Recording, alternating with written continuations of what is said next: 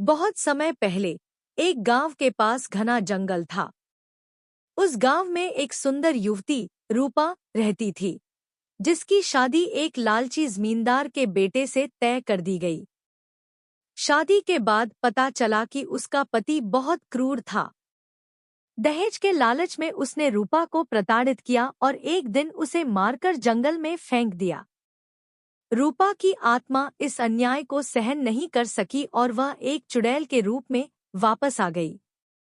कहते हैं कि हर पूर्णिमा की रात वह सफेद साड़ी में जंगल के पास दिखाई देती थी।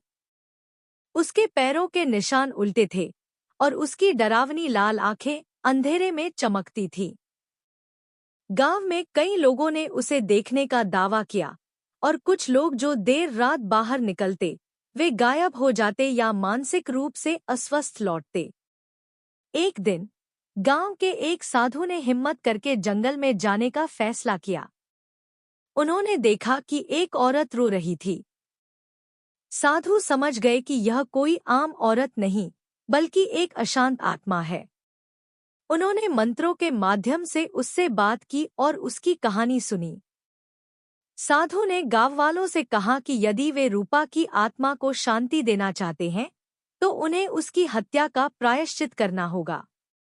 गांव वालों ने मिलकर उसकी आत्मा की मुक्ति के लिए पूजा की और धीरे धीरे गांव में उसकी परछाई दिखनी बंद हो गई।